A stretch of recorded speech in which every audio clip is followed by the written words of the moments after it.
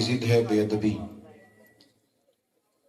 اللہ تعالیٰ نے قرآن مجید کے اندر نبی کریم علیہ السلام کا ادب بیان فرمایا ہے۔ یہ جو ادب ہوتا ہے نا، یہ ہمیشہ خوبصورتی پیدا کرتا ہے، یہ ہمیشہ حسن پیدا کرتا ہے۔ ایک بہت مالدار آدمی بڑی مہنگی گاڑی پہ اپنے گاؤں آ رہا تھا اور بڑی ڈگری تھی اس کی، پی ایچ ڈی تھا، بہت بڑی تنخواہ لیتا تھا، بہت مہنگی گاڑی میں تھا۔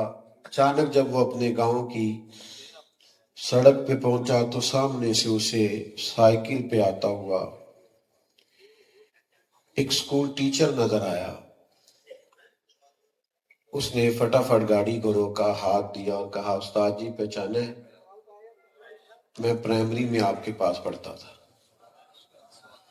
استاد میٹرک پی ٹی سی ہے، شاگرد اب پی ایچ ڈی ہے۔ استاد سائیکل پہ ہے، شاگرد بڑی مہنگی گاڑی میں ہے۔ استاد کم وسائل رکھتا ہے، شاگرد بڑا امیر ہے، لیکن نیچے اترا، اپنے استاد صاحب کا ادب کیا۔ یا دوسرا یوں سمجھ لیجئے کہ شیخ الحدیث ہو گیا ہے، شیخ القرآن ہے، مفتی ہے، لیکن اچانک اس نے دیکھا کہ وہ استاد نظر آیا جسے اس نے ناظرہ پڑھا تھا، الف با تا سا پڑھا تھا۔ تو نیچے اتر گیا گاڑی سے اور اس نے کہا، استاد جی مجھے پہچانا؟ میں وہی ہوں جس نے پرائمری آپ سے پڑھی تھی۔ تو میرا بڑا دل کرتا ہے کہ آپ اس طرح کریں، یہ سائیکل دے دیں، بچہ لے آئے گا، آپ میری گاڑی میں بیٹھے، میں آپ کو خود چھوڑ کے آتا ہوں، میں آپ کی خدمت میں عرض کروں گا۔ استاد جی نے کہنا ہے، نہیں پتر میرا سائیکل ہی ٹھیک ہے۔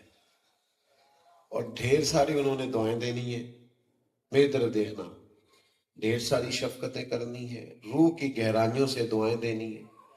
واپس بیٹھ کے انہوں نے سائیکل پہ ہی جانا ہے، لیکن چونکہ ان کو احترام دیا گیا ہے، ان کا ادب کیا گیا ہے، اب وہ جب دوبارہ سائیکل پہ بیٹھیں گے نا تو انہیں یوں لگے گا جیسے میرا سائیکل بازاروں سے مہنگا ہے۔ یہ جو ادب ہے نا، ادب یہ نورانیت پیدا کرتا ہے۔ یہ جو احترام ہے یہ نورانیت پیدا کرتا ہے، یہ خوبصورتی لاتا ہے۔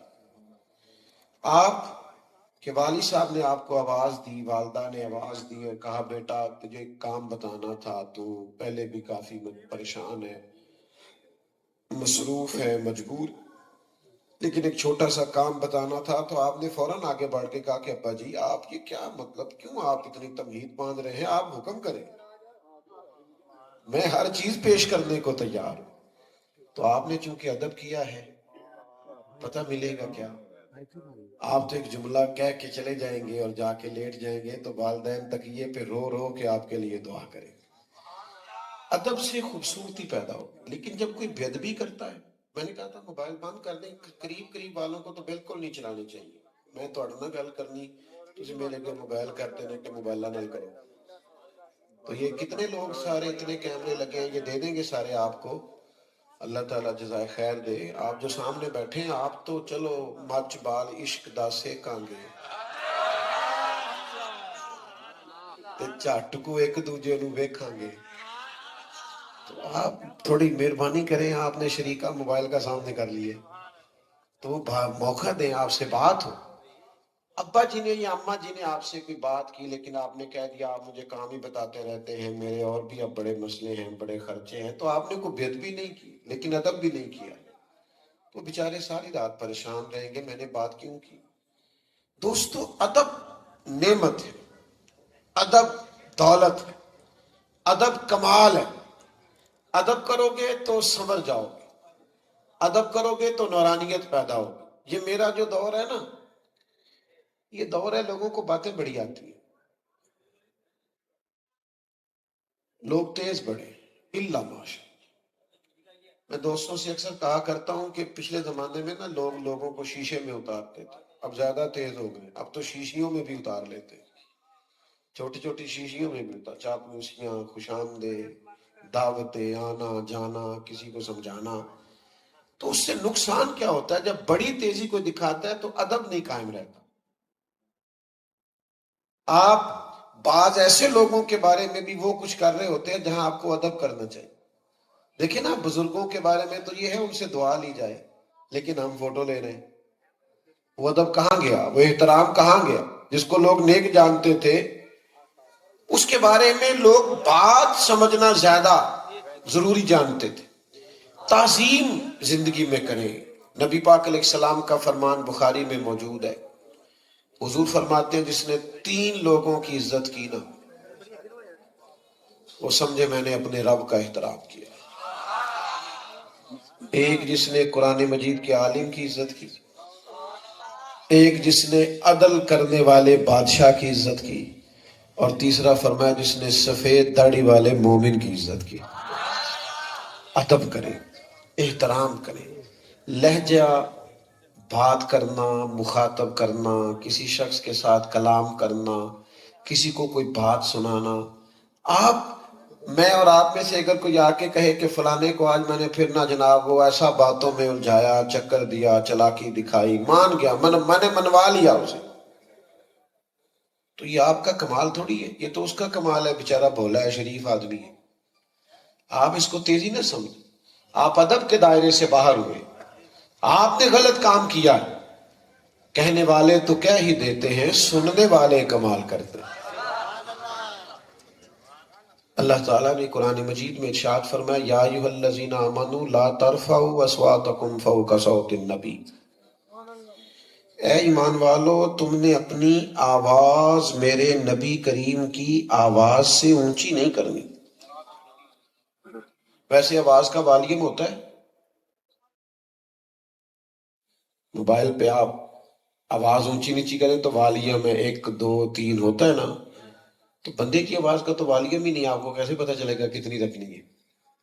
لیکن یہ دیکھیں اللہ نے کہا تم دیکھ لو محبوب کہاں تک بولتے ہیں، اس سے اونچی آواز نہیں ہونی چاہیے. نہیں تم نے یہ رویہ رکھنا ہے. ایک صحابی تھے حضرت ثابت بن قیس بن شماس انصاری رضی اللہ تعالیٰ عنہ. انہیں شکل سماعت کا عارضہ تھا، یعنی تھوڑا اونچا سنتے تھے. جو لوگ اونچا سنتے ہیں بولتے بھی اونچا، وہ سمجھتے ہیں سارے ہی بولیں گے. تھوڑا اونچا جو سنتا ہے وہ بولتا بھی ذرا اونچا ہے. تو حضرت ثابت بن قیس تھوڑا نا حضور کوئی بات کرتے تو اونچا بولتے، یا رسول اللہ سمجھ نہیں آئی. تو جب یہ آیت نازل ہوئی نا تو گھر اپنے آپ کو بند کر لیا، رونے لگے، کہنے لگے یہ تو میرے بارے میں آ گئی، میں ہی تو اونچا بولتا تھا. حضور علیہ السلام نے ان کے محلے کے صحابہ سے فرمایا ثابت نظر نہیں آتے. یا رسول اللہ وہ بڑے پریشان ہیں. فرمایا بلا کے لاؤ نا. جب انہیں پیغام گیا نا کہ حضور نے بلایا، یعنی حضور نے بلایا ہے، جے محبوب بلاوے ایک دم پھر سر نو پیر بنائیے، او سر منگے تے سر دے دئیے تے کدے بھی دیر نہ لائیے، تے یار دا کدے بھی گلا نہ کریے، پاواں سیک دے ہی مر جائیے، سجنا یا تے لائیے ہی نہ، تے جے لائیے تے پھر توڑ نہیں بھائیے. دوڑے آئے، قدمین میں حاضر ہوئے. محبوب نے فرمایا اتنا ادب کرتے ہو کہ 3 دن سے رو رہے ہو، کہ کہیں میری وجہ سے تو ایسا نہیں ہو گیا، اتنے مؤدب ہو. فرمایا سنو پھر اللہ تمہیں عزت والی زندگی دے گا، شہادت کی موت دے گا، اور بغیر حساب کے جنت عطا کرے گا. یہ 3 ان کے لیے بشارتیں ہوئی ادب کی برکت سے. جب سے موبائل آیا نا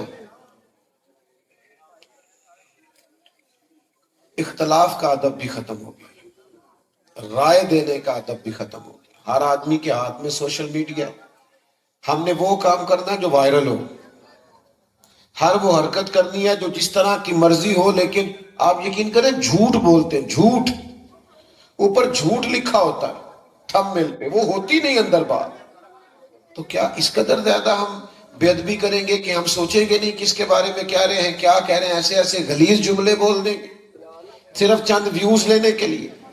تو ادب کے دائرے میں رہیں، مؤدب رہیں. آپ یقین کریں جتنا حسن ادب میں ہے نا، جتنا حسن احترام میں ہے، آپ نے مجھ سے ناراض نہیں ہونا. کیونکہ ظاہر ہے آپ پیار کرتے ہیں تو آ کے میرے سامنے بیٹھے ہیں نا. ہماری محفلوں میں نا، اہل سنت کی محفلوں میں لوگ ننگے سر نہیں آیا کرتے. صحیح کہہ رہے ہیں. ہم لوگ باوضو ہوتے تھے.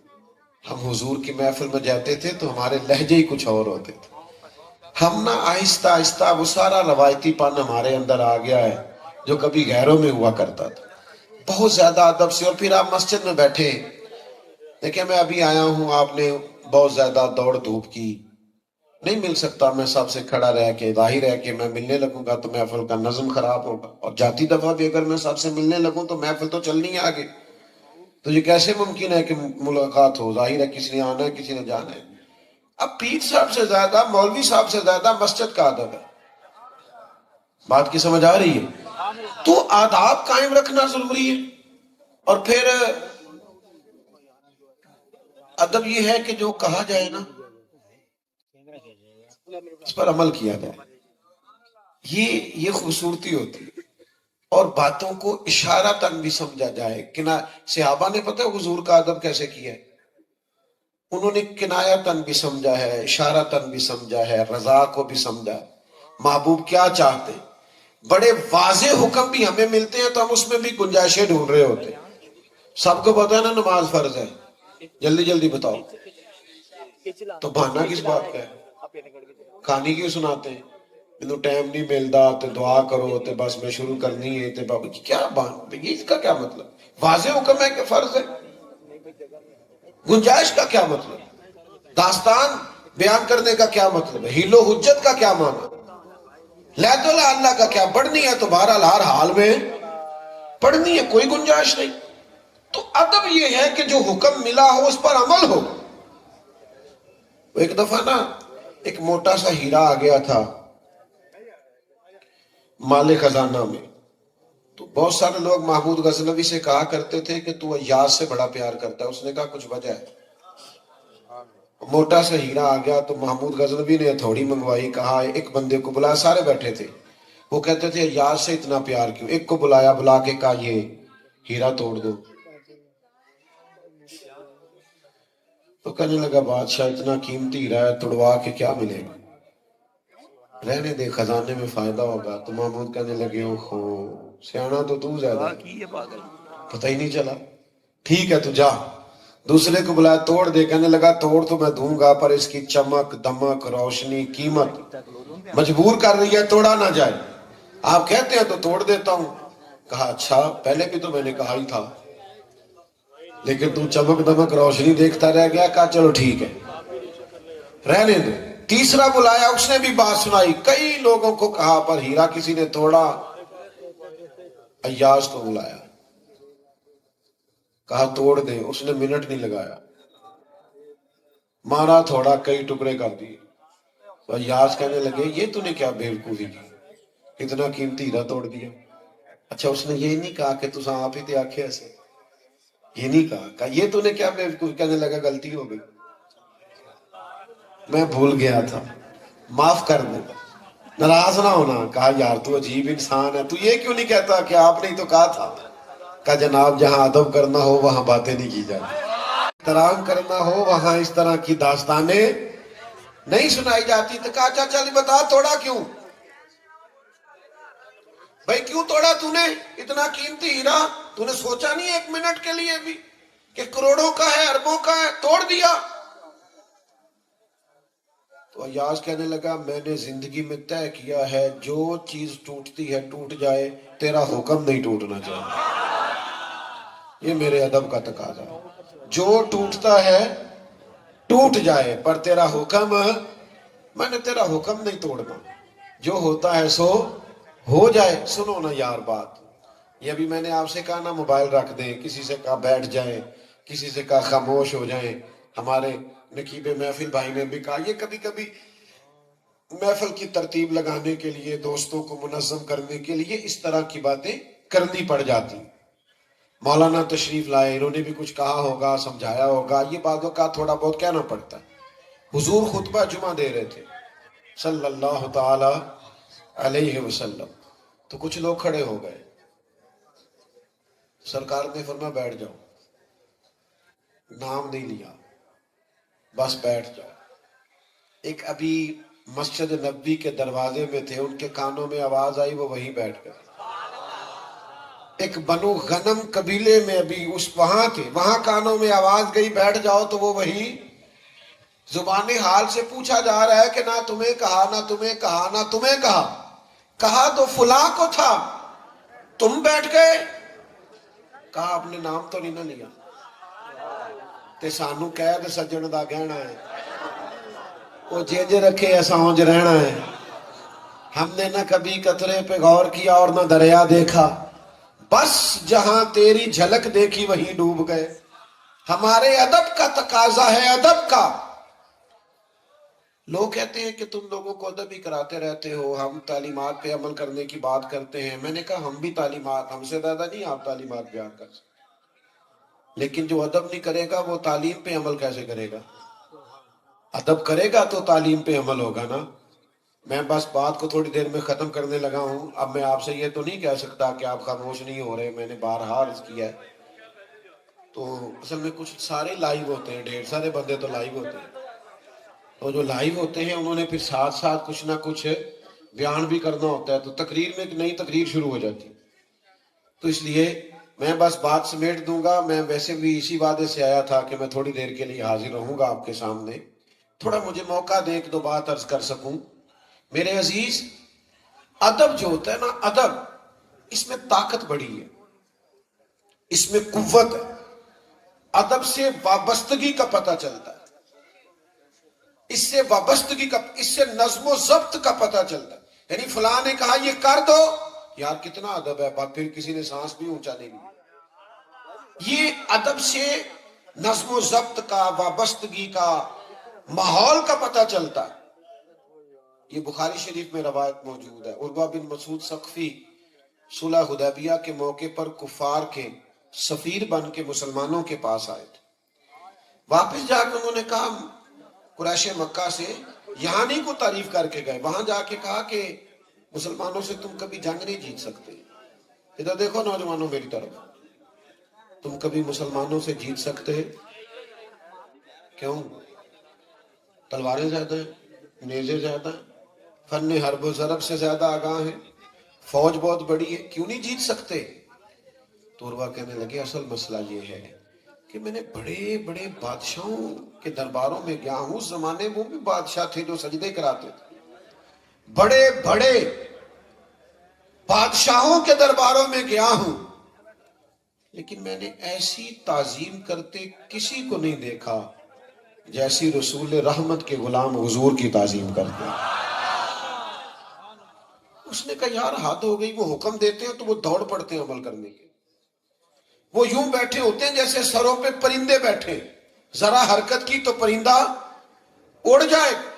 عجیب ان کا ماحول ہے کہ حضور وضو کرتے ہیں تو وجود سے لگا ہوا پانی لینے کے لیے دوڑتے ہیں، اور جس کو پانی نہیں نہ ملتا، اور جس کو ملا ہوتا ہے اس کے ہاتھ سے اپنا ہاتھ مس کر لیتا ہے۔ چلو جنہ نے دل بر جاندی ڈٹھاؤ اکھیاں ہی تک لیاں، وہ پانی لے لیتا۔ تو کہا جو قوم اپنے نبی سے اتنی وابستہ ہو وہ کبھی محبوب کے دین کا جھنڈا گرنے نہیں دے گی۔ میرے دوست، تعظیم کا مزاج پیدا کریں، ادب کا مزاج پیدا کریں۔ میں اختلاف کرتا ہوں، یہ ہمارے ہاں محافل میں جو کچھ ہوتا ہے نا، بعض اوقات وہ کوئی دوڑ کے ادھر جا رہا ہے، دوڑ کے ادھر آ رہا ہے، یہ کیا ہو رہا ہے؟ یہ نقابت ہو رہی ہے۔ پھر نعت خان صاحب آ رہے ہیں، کہتے ہیں میں جھوم رہا ہوں۔ بھئی آپ نہ جھومیں، آپ معنی خیز شعر پڑھیں، سننے والے انشاءاللہ جھوم جائیں گے۔